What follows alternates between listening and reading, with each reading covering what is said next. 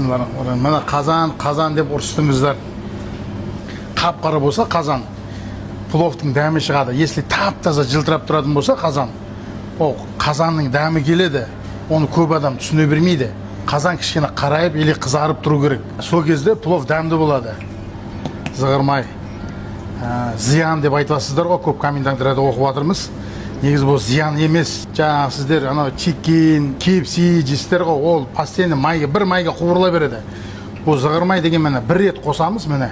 Болды, бұл қайтып қосылмайды. Плов осымен дәмді. Сіздерді KFC қосып жүрген майдан тап-таза бұл май. Сочный, ет қызарып шығады, сочный болып шығады. Пловыңыз аппақ болып қоймайды, қызартып, кішкене әдемі болып тұрғаны сода. Мана май қызыды, мына ет саламыз енді. Мана зығырмайдың қалай шығаруын көрсіңіздер.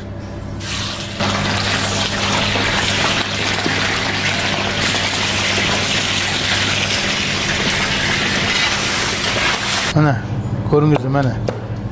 Тушонка, міне.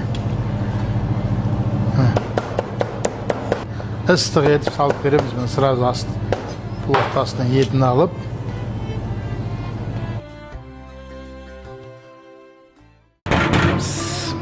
Пловымыз дайын болды. Міне, шашылып тұр. Марлыны бұрышына ашамыз. Марлыны былай ашып аламыз.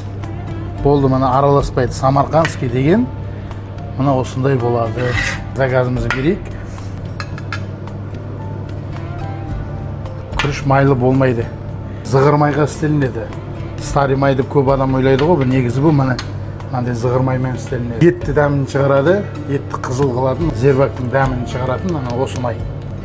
Пловта мама болып тұғын дейміз. Міне ет қалай жұмсақ болып піседі. Міне рistің салыстыруға қайсысы жақсы, қайсысы жаман. Қазір тағы бір көрсетем. Бізге баяғыда бір мешок рис кеп қалды, бірақ жақсы рис емес. Сіздерге көрсетейін қазір міне.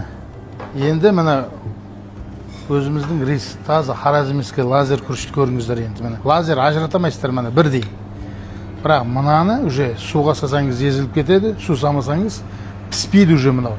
Біреуі қаралау, міне біреуі ақшылдау оны, біреуі сарылау әртүрлі міне рис. Міне біздің таза лазер, аппақ, тап-таза болып тұрады міне. Бірдей. Біріншісін жуып шайып аламыз бірінші. Крахмалын алып тастаймыз. 2 рет суға шаямыз. Міне уже крахмал шықты міне. Пловты дәмді болу үшін күріштің сорты жақсы болу керек. Ең главный күрішке байланысты. Күріштің езіліп кетпеу үшін тұз салып тұзге жібітіп қоясыздар. Олсыз болмайды. Зервагымыз да дайын болды. Міне самарқандский пловымызды марлысын жабамыз. Күрішімізді саламыз. 5 килограмм күріш. Әрмен свежий басамыз. 5 килограмм, азанда 10 килограмм басамыз. Обедке шейін жетеді.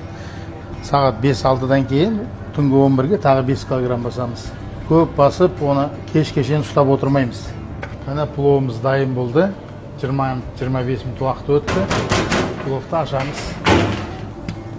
Міне күріш деген секіріп тұр міне, көріңіздер. Шашылып. Жақсы күріштен ақшасын аямаймыз. Қымбат күрішпен тамақ жасаған жақсы.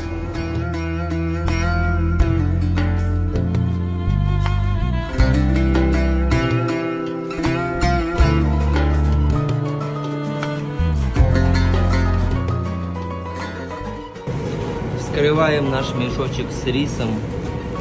Это рис, из которого мы готовим наш вкуснейший плов. Посмотрите на его текстуру. Как выбирают рис для плова на Дреке? Рис должен быть там, все одинаковые должны быть, во-первых. Ага. Во-вторых, когда вот так кусаешь его, вот так, Так. оно должен быть прям твердый должен быть. Твердый? Да. Вот тогда будет хороший рис. Понятно.